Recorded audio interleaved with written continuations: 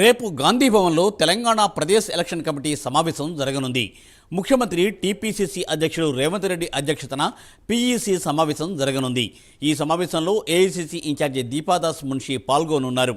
Parliament ఎన్నికల్లో అనుసరించాల్సిన వ్యూహాలపై ప్రధానంగా చర్చించనున్నారు.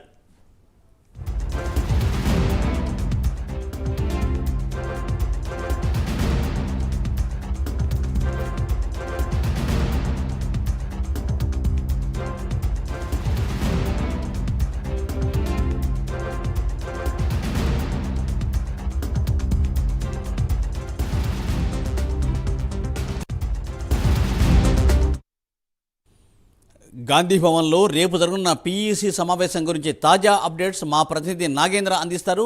నాగేంద్ర. థ్యాంక్ యూ మూర్తి.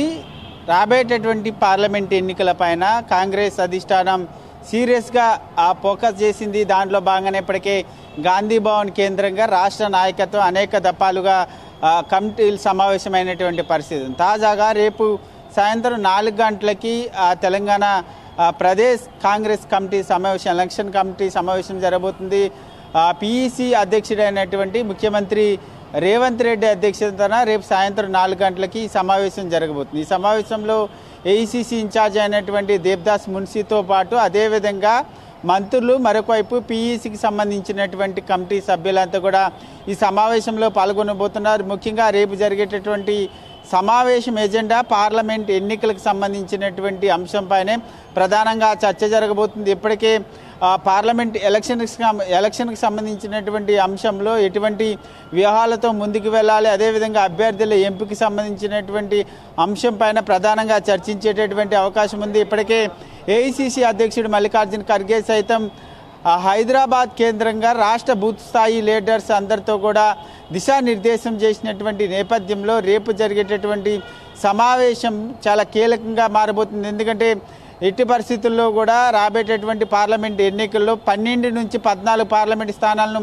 కైవసం చేసుకుంటామంటూ కూడా రాష్ట్ర నాయకత్వం చెప్తున్నటువంటి నేపథ్యంలో బలమైనటువంటి అభ్యర్థులందరినీ కూడా 17 పార్లమెంట్ నియోజకవర్గాల్లో బరిలో దింపాలనేటటువంటి ఆలోచన చేస్తుంది. ఆ దిశగానే రేపు జరిగేటటువంటి సమావేశంలో అభ్యర్థులకు సంబంధించినటువంటి అంశంపైన ప్రధానంగా చర్చించేటటువంటి అవకాశం ఉంది. ఇప్పటికే 17 పార్లమెంట్ నియోజకవర్గాలకి ఇన్ఛార్జీలను సైతం నియమించడం జరిగింది.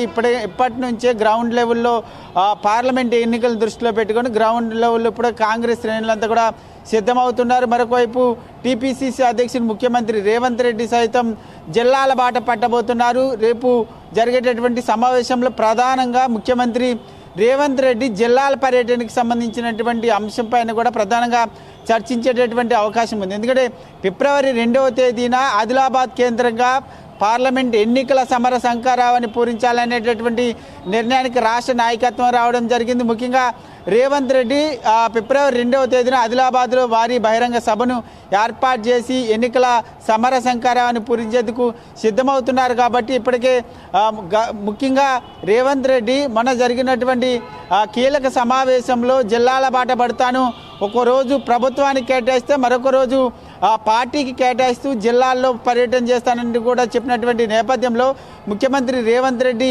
పర్యటనకు సంబంధించినటువంటి అంశం, అదేవిధంగా పార్లమెంటు ఎన్నికల్లో కాంగ్రెస్ శ్రేణులు ఎటువంటి వ్యూహాలతో ముందుకు వెళ్ళాలి, అభ్యర్థులకు ప్రధానంగా చర్చించేటటువంటి అవకాశం కనిపిస్తుందని చెప్పాలి మూర్తి.